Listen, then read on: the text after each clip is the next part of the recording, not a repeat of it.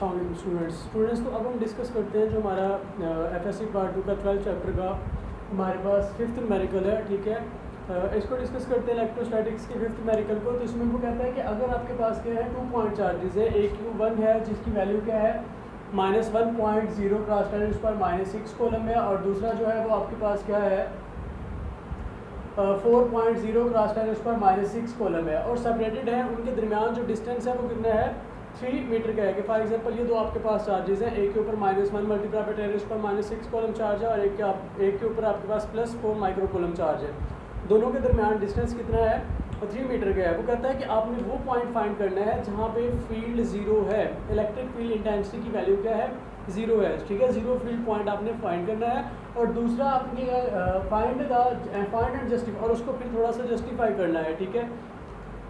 तो देखिए हमारे पास जो ज़ीरो फील्ड कौन सा पॉइंट होता है, वो पॉइंट होता है जहाँ पे जो इलेक्ट्रिक फील्ड की वैल्यू होती है वो क्या होती है 0 है।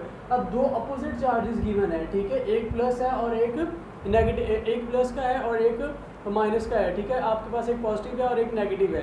तो अब इनका जो पॉइंट होगा जहाँ पे इलेक्ट्रिक फील्ड इंटेंसिटी 0 होगी, वो वाला पॉइंट होगा जहाँ पे दोनों की इंटेंसिटीज़ आपस में मैग्नीट्यूड में इक्वल होंगी, लेकिन डायरेक्शन में क्या होगी अपोजिट होंगी। तो वो पॉइंट क्या होगा जहाँ पे इलेक्ट्रिक फील्ड इंटेंसिटी की वैल्यू क्या होगी 0 होगी।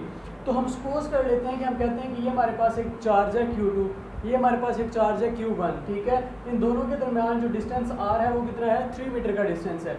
हम क्या कहते हैं, हम सपोज कर लेते हैं कि ये पॉइंट P है, ठीक है। इन दोनों चार्जेस से ये पॉइंट P है जो x जो आपके पास Q1 चार्ज है उससे उसका डिस्टेंस कितना है x है, ठीक है। इस पॉइंट P के ऊपर क्या है कि जो Q1 की वजह से इलेक्ट्रिक फील्ड इंटेंसिटी है उसकी डायरेक्शन ये है, ठीक है, और Q2 की वजह से जो इलेक्ट्रिक फील्ड इंटेंसिटी है उसकी डायरेक्शन ये है। और हम कह देते हैं कि इस पॉइंट के ऊपर दोनों की जो इलेक्ट्रिक फील्ड की इंटेंसिटीज़ हैं उनका जो मैग्नीट्यूड है इक्वल है और डायरेक्शन क्या है अपोजिट है। तो हमने ये डिस्टेंस फाइंड करना है कि ये कितना डिस्टेंस है, कौन से डिस्टेंस पे इलेक्ट्रिक फील्ड जो है वो हमारी वैल्यू उसकी 0 हो रही है, ठीक है।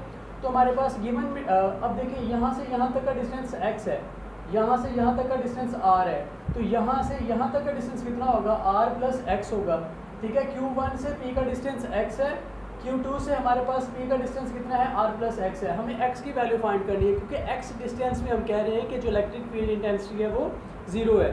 तो वो पॉइंट की वो पॉइंट फाइंड कर रहे हैं, उसकी वैल्यू फाइंड कर रहे हैं कि वो कितना डिस्टेंस है चार्ज Q1 से। अब गिवन में हमारे पास Q1 की वैल्यू है, Q2 की वैल्यू है, उसके बाद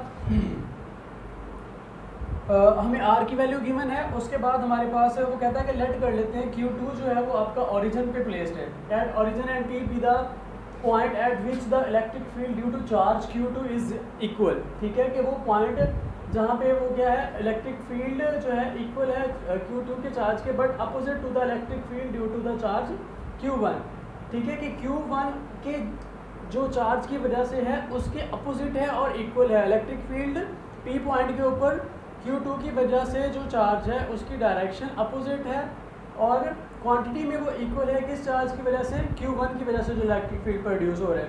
अब वो कहता है कि if x is the distance of this point from Q1, कि अगर Q1 से इस पॉइंट का डिस्टेंस x है, ठीक है, इस Q1 से इस पॉइंट का डिस्टेंस x है, देन E1 और E2 यहाँ पे हमने कहा था कि क्या होंगे इक्वल होंगे, लेकिन उनकी डायरेक्शंस क्या है अपोजिट है।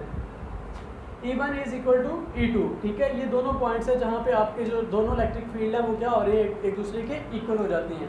तो हम वैल्यू पुट करते हैं कि E1 क्या होगा 1/4πε0 Q ओवर, देखें इस पॉइंट का डिस्टेंस यहाँ से क्या है x है, तो इसलिए यहाँ पे क्या आता है x² आता है, ठीक है। और E2 के लिए P पॉइंट का जो डिस्टेंस है वो कितना है r + x का स्क्वायर है, तो इसलिए यहाँ पे क्या आ जाता है r + x का स्क्वायर। तो ये सेम वैल्यूज़ हैं, कट जाती हैं आपस में, ये रह जाता है हमारे पास इक्वल। इनकी वैल्यूज़ पुट करते हैं तो 10⁻⁻⁶ दोनों साइड्स पे सेम है, तो दोनों साइड पे सेम हो इक्वालिटी के, तो हम क्या कर सकते हैं उनको कट कर सकते हैं जब वो मल्टीप्लाई हो रहे हो। तो ये भी कट हो गया। उसके बाद हमारे पास रह जाएगा 1/x² ओवर 4/3x², ठीक है। इसको हम क्या करते हैं क्रॉस मल्टीप्लिकेशन करते हैं कि इधर आ जाएगा और ये इधर चला जाएगा। इसको मज़ीद सिंप्लीफाई करते हैं, जब सिंप्लीफाई करते जाते हैं तो हमारे पास x की वैल्यू आती है 3 और एक x की वैल्यू आती है -1। तो x जो डिस्टेंस आ रहा है आपके पास 3 मीटर आ रहा है और -1 आ रहा है। अब x जो है वो -1 आ रहा है, तो माइनस तो डिस्टेंस कभी हो ही नहीं सकता, ठीक है। तो डिस्टेंस हमेशा पॉजिटिव होता है, नेगेटिव नहीं होता है, तो इसलिए ये तो पॉसिबल ही नहीं है। हैंस हमारे पास क्या जाएगा, जो रिजल्टेड फील्ड जहाँ पे 0 है वो Q1 से कितना डिस्टेंस है, 3 मीटर का डिस्टेंस है, जहाँ पे आपके पास Q की वैल्यू क्या आ रही है, 0 आ रही है। ठीक है, तो ये बहुत ज़्यादा आसान है। और उसके बाद हम डिस्कस करते हैं जो हमारा नेक्स्ट न्यूमेरिकल है।